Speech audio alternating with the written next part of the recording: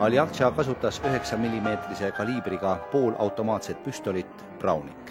Esimene kuul tabas kirikupea alakeha ja püha isa langes tema erasekretäri kätele. Teine kuul riivas kergelt paavsti küünarnukki ja haavas 2 Ameerika palverändurit. Türklane Mehmet Ali Akça vahistati koheselt ja toimetati Roomas asuvasse Rebiba vanglasse.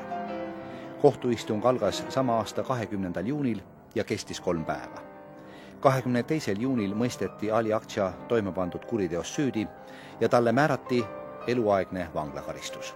See kiviplaat siin Vatikanis Püha Peetruse väljakul tähistab just seda kohta, kus sooritati mõrvakatse paavst Johannes Paulus II ja see sündmus toimus 13. mail 1981. aastal. Niisugune oli Kremli reaktsioon arengutele Poolas ja mõnedes teistes Ida-Euroopa riikides. Kuritegu uurinud süüdistaja Fernando Imposimato on arvamusel, et selle mõrvakatse sooritas Bulgaaria eriteenistus, kes tegutses Nõukogude Liidu tellimusel.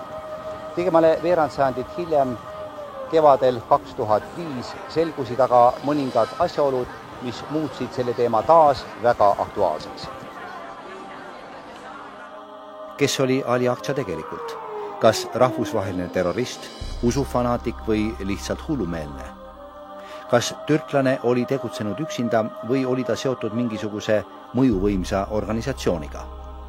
Kes oli rahastanud atentaadile eelnenud aastatel tema sagedasi välisreise? Sõrmest, alakehast ja küünarnukist haavatud paavst oli vaja toimetada Gemelli kliinikusse. Operatsiooni käigus selgus, et paavsti tabanud kuul oli möödunud kõigest 1 tolli kauguselt alakeha peamisest tuiksoonest. Kuul, mis kõigepealt riivas paavsti sõrme, muutis veidi suunda ja kihutaski arterist mööda. Sellest teada saades ütles paavst Johannes Paulus II hiljem. Üks käsi tulistas, teine aga suunas kuuli liikumist. Kui kuul poleks sõrme riivanud, oleks see purustanud aordi ja vigastanud püha isa selgroo. Paavst tuli teadvusele 14. mail. I nostri professori e anche le nostre suore Maria Bambina ci hanno promesso che si trasferiscono in Vaticano. Moskvas aga kardeti üha enam, et paavsti ringsõidud ja visiidid võivad põhjustada rahvusluse tõusu mitte ainult Poolas, vaid ka teistes Ida-Euroopa riikides. Ja nii ka läks. Vähehaaval, kuid kindlalt vähenes kompartei mõju raudse eesriide taga elavate rahvaste üle. Nõukogude Liidu kõrgem juhtkond oli valmis kõigeks. Laimamiseks, tapmiseks ja sõjaliseks kallaletungiks. 38-miljoniline Poola ei tohtinud väljuda Kremli kontrolli alt. Oli ju Poola ja 1955. aasta mais sõlmitud Varssavi pakt sotsialismileeri ühtsuse ja vägevuse omamoodi sümboliks. Ebaõnnestunud tapmiskatse tõmbas kriipsu peale Kremli lootustele vähendada Vatikani ja Püha Tooli toetust Poola vabadusvõitlejatele. Kremli tegelikest kavatsustest hoolimata oli peasekretär Leonid Brežnev esimeste riigipeade hulgas, kes paavstile telegrammi saatis. Brežnev kirjutas: Olen sügavalt nördinud kallaletungist teie elu vastu. Soovin teile kiiret ja täielikku tervenemist. Rahvasuus hakkasid liikuma jutud, et Kremlis ei arvestatud Moskva ja Rooma ajavahega, mistõttu Brežnevi telegramm jõudis Vatikani 2 tundi enne atentaadi sooritamist. Nii et kommunistlik režiim tabas üsna karmilt ka katoliku kirikut nii Eestis, Lätis kui ka Leedus. Ja igal pool nad väga palju preestreid ja piiskoppe muidugi nii pea, kui Nõukogude režiim tuli, siis neid vahistati, mõned tapeti kohe vahepeal või surid päris kiiresti vangis või vanglas või Siberis või mujal.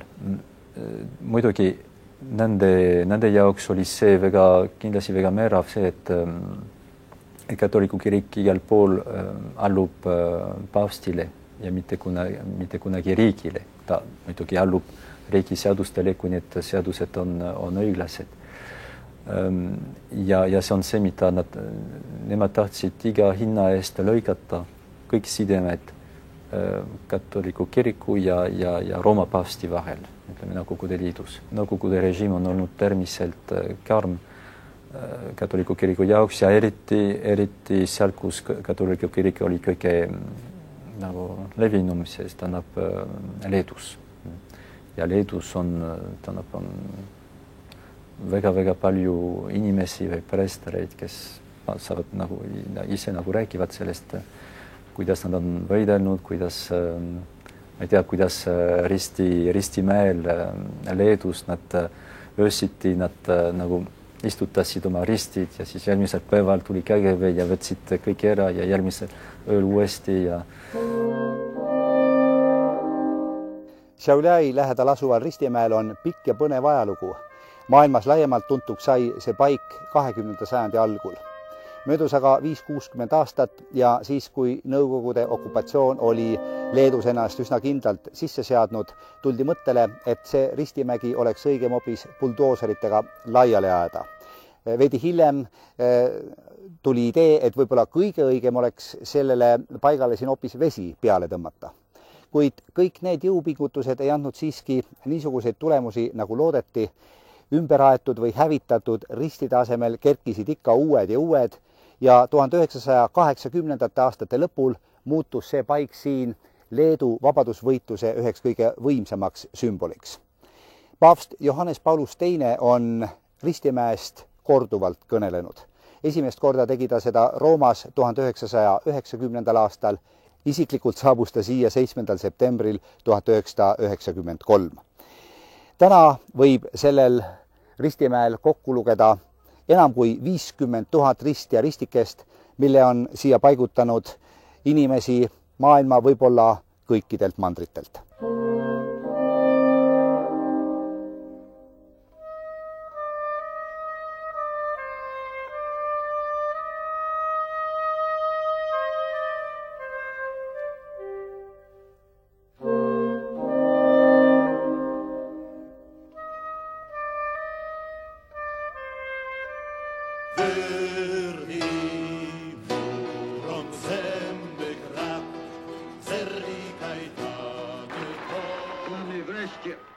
Tuhande 1980. aastate algul muutis Kremli analüütikuid üha rahutumaks mitte ainult Poolast, vaid ka Nõukogude Liidu kõige erinevamatest piirkondadest saabuvad teated kasvavast vastupanust ja rahulolematusest.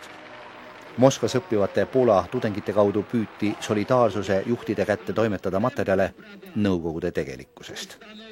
Üheks solidaarsusega ühenduses olnud Eesti vabadusvõitlejaks oli Heiki Ahonen. No mind arreteeti 83. aasta 13. aprillil, aga oodanud olin ma seda umbes 2 aastat juba. Sest see kõlab nii naeruväärselt võib-olla praegu, aga meil oli mingi oma arvestuslik loogika, et kui palju sinu suhtes rakendatakse jälitustegevust, mida sa oled võimeline märkama muidugi. Kui mitu korda on sul olnud läbiotsimisi, kui mitu korda on sind üle kuulatud. Sellistest skeemist kujunes välja mingisugune tõenäolisus, et nüüd järgmine oled siis nüüd sina, kes võetakse. Kus sa tol ajal elasid? Ma elasin Tallinnas. Mismoodi see otsustav hetk siis välja nägi? Otsustav hetk oli küllaltki koomiline, nagu ma ütlesin, ma töötasin korstnapühkijana. Ja korstnapühki töötas sel ajal Tondil, endine Matrossovi tänav, nüüd on ta Tondi tänav. Seal oli selline suur tuletõrjehoone ja seal oli korstnapühkijate tseh. See tähendas, seal oli väike kontorituba, kus siis istusid naised, kes võtsid telefonikõnesid vastu ja andsid siis tellimusi ja nii edasi. Ja siis oli saun, kus olid siis riietuskapid ja kus sa siis tulid töölt. Ja kui ma tol päeval tulin töölt, seal oli tagauks ja eesuks. Ja loomulikult korstnapühkijad käisid tagant uksest. Ja kui mina läksin sinna tagaukse poole, siis ma panin tähele, et keegi väga vilkalt jooksis sinna eesukse poole. Ja juba kui ma olin treppide peal, siis tuli mulle vastu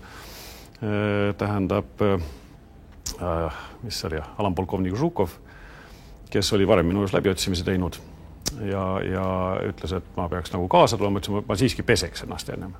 Lasti mul pesta, siis me sõitsime minu juurde sel hetkel oli, see oli lõunaaeg ja sel hetkel oli täiesti kogemata mul kodus minu abikaasa, kes kuuldes niisugust trampimist, 8 inimest mööda puutreppe üles niiviisi. Ja avas ukse rõõmsas ootuses, mina ütlesin, pane uks kinni, nii, nüüd hakkame orderit vaatama. Order oli nii paljude kirjadega paber, et ega mina sealt midagi välja ei lugenud, aga siis niipea, kui nad tuppa sisenes, nad ütlesid, et see oli läbiotsimisorder. Ütlesid, et hakake pakkima, et pärast läbiotsimist olete arreteeritud. Ja nii ta oligi. Aastal 2006 võib tunduda paljudele lausa uskumatu, et niisuguste asjade eest koguni trellide taha saadeti. Paraku oli aeg selline, et kõik, mida võis impeeriumis liigitada nõukogude vastaseks tegevuseks, võis kaasa tuua kriminaalkaristuse. Mõistagi jõudsid Kremli analüütikute laudadele näiteks ettekanded Tallinnas 22. septembril 1980 toimunud Eesti raadio ja Eesti televisiooni vahelisest skandaalsest jalgpallimatšist. Die Woche!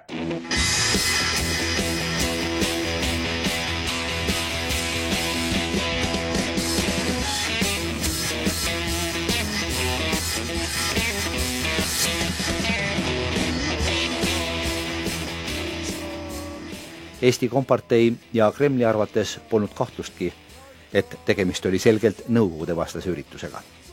Eestis vormistati raadio- ja televisioonijuhtidele parteilisi karistusi. Moskvas aga küsiti, mis toimub Baltikumis siis, kui Poola veelgi enam Kremli mõjusfäärist eemaldub. 30. märtsil 1981 toimunud poliitbüroo istungil oli KGB esimees Juri Andropov tõdenud. Sündmused Poolas on hakanud avaldama mõju olukorrale Nõukogude Liidus.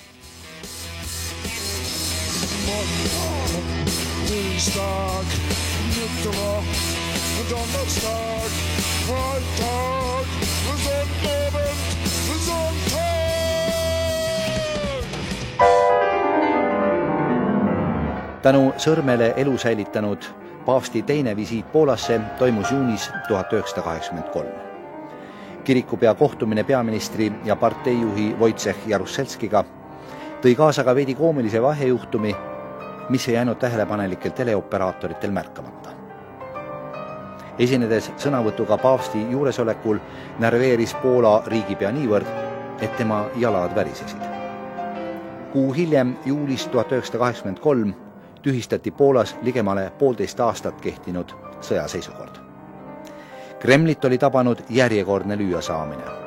Lootus Jaruzelski kehtestatud sõjaseisukorraga solidaarsus poliitiliselt välja suretada oli luhtunud. Üle noatera eluga pääsenud paavst oli jällegi Poolas, taas tervitasid teda vaimustunult miljonid inimesed. Sellegi poolest tuli poolakatel ja solidaarsuse juhtidel veel 5 aastat pingutada, enne kui Jaruzelski juhitud valitsus oli nõus istuma läbirääkimiste laua taha. Oczywiście niewierzący mówią, że mieliśmy szczęście. A ja, człowiek wiary, mówię, że był w tym palec Boży, z tym Ojcem Świętym. Ale było też parę jeszcze elementów w walce, gdzie mieliśmy kiepskie scenariusze, kiepskie programy, a ktoś nam poprawiał realizację tych programów. I od samego początku coś takiego było i to pozwoliło nam zwyciężać. Ja jednak myślę, że to był prezent na koniec drugiej tysiąclatki chrześcijaństwa, by otworzyć 3. tysiąclatkę już w uwolnionym świecie od komunizmu.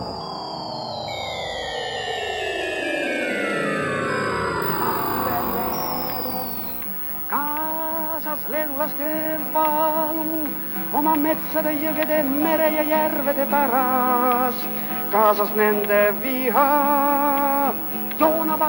Joonava keemiakombinaadi pärast, Ignalina atomielektrijaama pärast. Poola sündmuste taustal muutub paremini mõistetavaks nii mõndagi sellest, mis samal ajal toimus Baltikumis. Kremli käsutuses olnud info põhjal on arusaadav, miks oli Moskval vaja tugevdada positsioone eeskätt Balti vabariikides. Venestamise ja Kremli mõju tugevdamise üheks läbiproovitud võtteks Nõukogude Liidu kõige erinevamates liiduvabariikides oli suurtööstuse rajamine. ja nõnda tekkisidki raudteemagistraalid ja hüdroelektrijaamad, kõikvõimalikud tehased ja kaevandused. Eestis pakkus häid võimalusi põlevkivi ja fosforiidi tootmise laiendamine. Pärast Toolse fosforiidikarjäärist loobumist 1979. aastal hakkas Nõukogude Liidu valitsus 1980. aastate algul suruma Eestile peale Kabala kaevanduse rajamist. Euroopa suurima fosforiiditööstuse ehitamine Virumaale oleks tähendanud vähemalt 100 000 võõrtöölise saabumist Eestisse.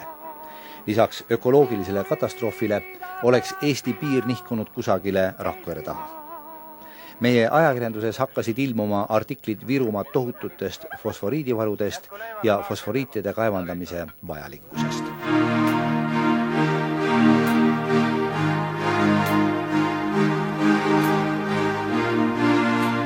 1987. aasta veebruaris puhkes Eestis midagi niisugust, mida keegi ei osanud ette kujutada ega ette ennustada vist kogu Nõukogude Liidus. Väikeses Eestis algas fosforiidisõda ja selle sõja sündmused olid peamiselt seotud Lääne-Virumaa, tollase Rakvere rajooni ja Rakvere linna lähedaste fosforiidimaardlatega. Tol ajal juhtis maakonda Lembit Kaljuvee ja ütle palun, Lembit, mismoodi sinu isiklik arusaamine nende kaevanduste tegemisest ja nendest ohtudest, mis olid kaevandustega seotud, kujunesid, tekkisid, arenesid? Tegelikult ma ehitasin juba selle fosforiidi linna jaoks mekkijuhatajana ühte veetrassi, teadmata, et see on mõeldud selle linna jaoks ja ma mõtlesin, et miks nii jämedad torud ja et milleks üldse tähendab selle torude väljaviigut on vaja hoopis teisele poole, kui linn tegelikult on. Et veehaaret juba planeeriti ja isegi üks lõik ehitati valmis selleks, et tulevased fosforiidikaevandajad saaksid linna. Ja tõesti oli planeeritud, Rakvere generaalplaanis oli ette nähtud juba Sõmeru poole väikese niisuguse 40 000 inimesega, elanikuga linna ehitamine. Tõsiselt,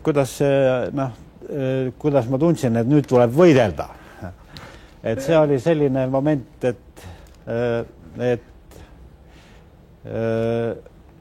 me olime Toppis, tänases Toppis, siis ta oli Purje spordikeskuses, oli üks üleliiduline seminar, mida tegi Mineraalväetistööstuse ministeerium selleks, et kohapealsetele selgeks teha, mida vaja teha on.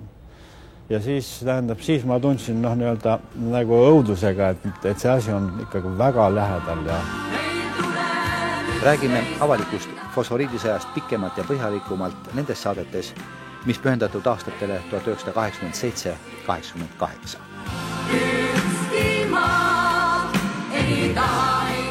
Kui Poolas tekkinud solidaarsus oleks 1980. aastate algul sõjalise jõuga maha surutud, kui paavst Johannes Paulus teisele tehtud mõrvakatse oleks õnnestunud, siis arvatavasti oleks Eesti ka saanud fosforiidikaevandused.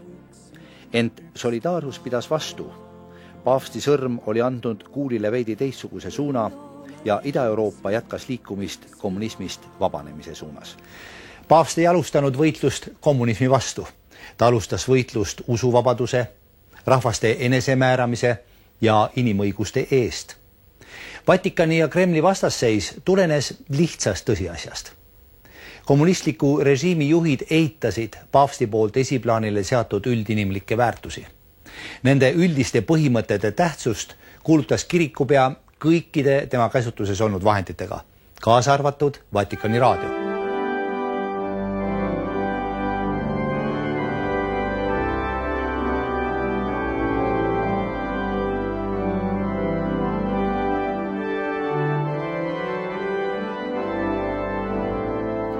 Külastasime Paavsti raadio Roomas asuvat peakorterit juulis 2005. Meid ootas ees kohtumine soomekeelsete saadete kauaaegse toimetaja Leena Montiga, Vatikani raadio programmi peadirektori ja Vatikani televisiooni juhi isa Federico Lombardiga. Isa Lombardi kuulus Johannes Paulus teise saatjate hulka paavsti ringsõidul Leedus, Lätis ja Eestis. The John Paul II had really understood in an exceptional way how important for the people is to understand there is an attention, a deep respect for their culture through their language. And then he gave an impressive amount of time and of effort to learn how to say only 2 words, a few words, but in the language of the people he was meeting. We have a particular sensibility to this because we have collaborated in many occasions to this effort of the Pope, and we are very happy to be collaborator of the Pope in this effort of inculturation of the Christian message and of the pontifical service. Oma ametisoleku ajal ligemale 27 aasta jooksul sooritas kirikupea 104 välisreisi, külastas 129 riiki, läbis ligikaudu 1 250 000 kilomeetrit. Eestisse saabus paavst 10. septembril 1993. Tallinnas lennukitrapilt maha astudes paavst kõigepealt põlvitas, suudles Eestimaa pinda, seejärel pidas eestikeelse tervituskõne. Pärast ranki aastaid on taas sittinud vabaduse valgus, mis kõigepealt tähendab ka religioosset vabadust. Vastu on võetud demokraatlik põhiseadus.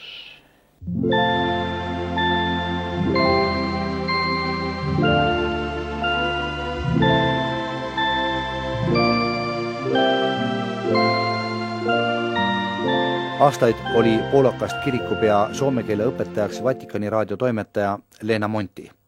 Kohtusime temaga Vatikani raadio Skandinaavia maade toimetuses juulis 2005. Itaaliasse abiellunud soomlanna asus Vatikani raadios toimetama soomekeelseid saateid 1981. aastal.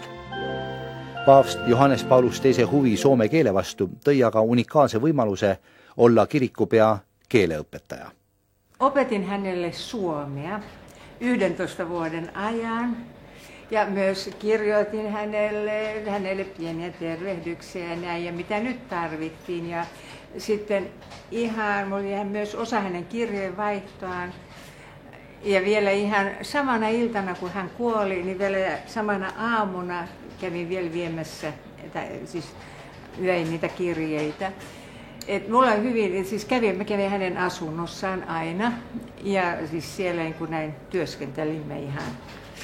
Toisin sanoen joskus ihan tuntui vähän, en mä tuossa sano kauhealta, mutta tuskinpä kukaan voi sanoa Paaville, että kerta, sanot huonosti, kerta uudelleen. Mutta se oli työtä.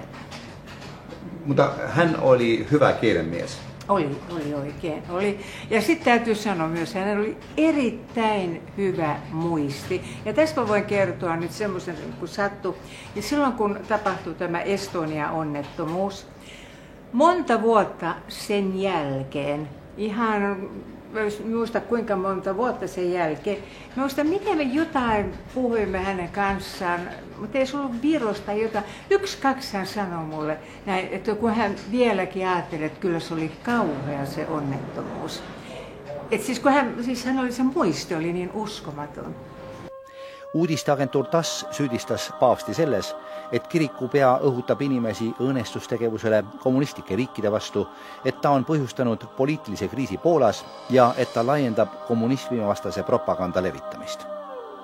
Kuid õnneks oli Poola vabadusvõitluse ja solidaarsuse toetamiseks tekkimas veel üks võimas liit.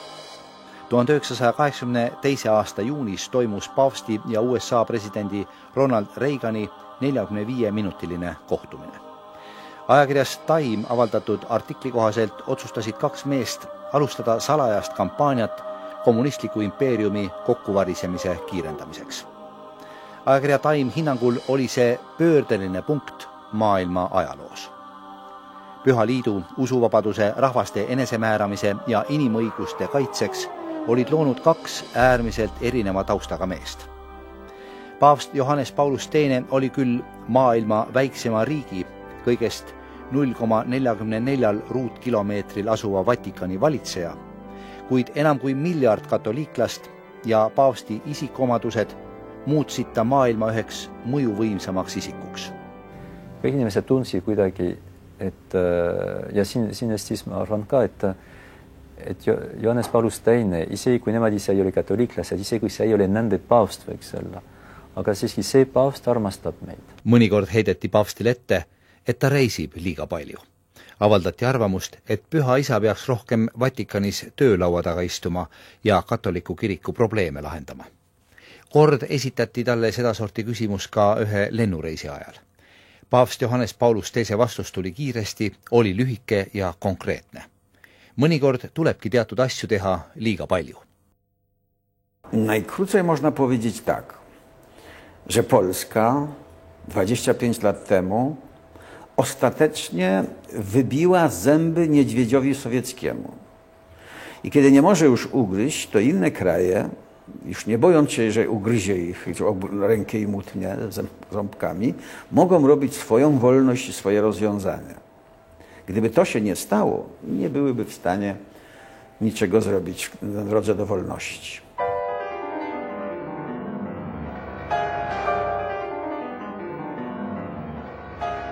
Järgmise saate pühendame suures osas aastale 1983.